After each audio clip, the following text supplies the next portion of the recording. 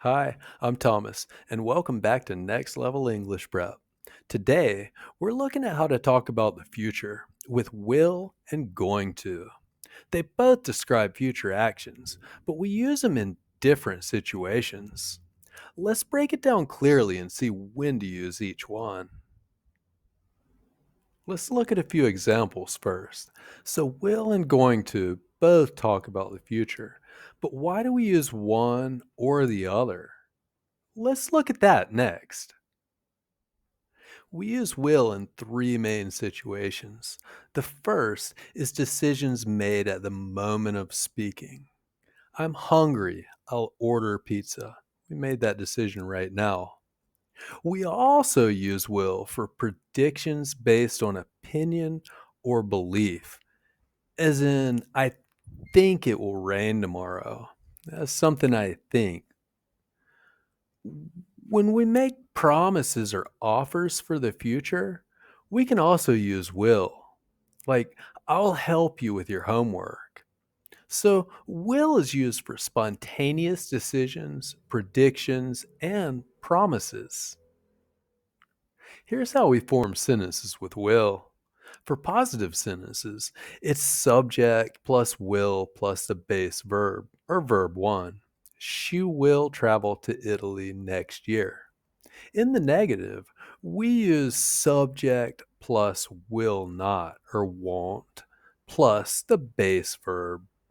She won't travel to Italy next year. And for the question, it's will plus subject plus the base verb. Will she travel to Italy next year? And don't forget the contractions like I'll, you'll, he'll, she'll, will, they'll, and won't when you use will. Let's look at this sentence.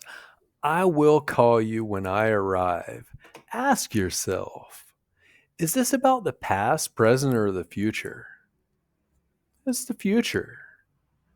Did the person decide this now, or did they decide this earlier? They decided now. It's a spontaneous decision. Is the person sure they'll do it? Yeah, they're pretty sure. It's a promise. Okay, now let's talk about going to. We use going to for two main reasons. The first is plans or intentions. We can use going to for things that you already decided to do.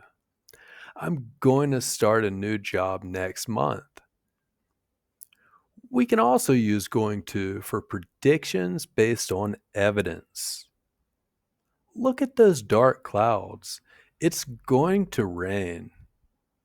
So, if you already planned it or there's clear evidence, you can use going to. Here's how we make sentences with going to. For positive sentences, it's subject plus be, or am is are, plus going to, plus the base verb. They're going to move to a new house. In the negative, we use subject plus be, plus not, plus going to, and the base verb. They aren't going to move to a new house.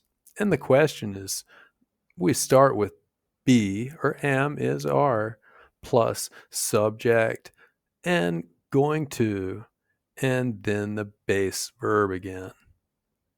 Are they going to move to a new house?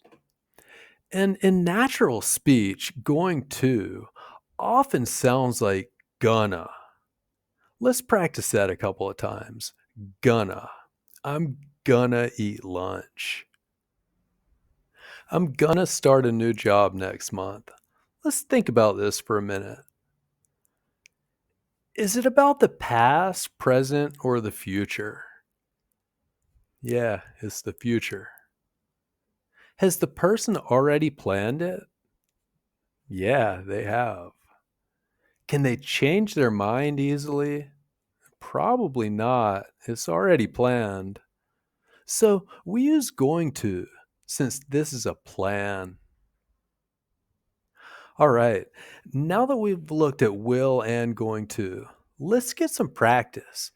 Each of these sentences has a mistake. See if you can find and correct them all.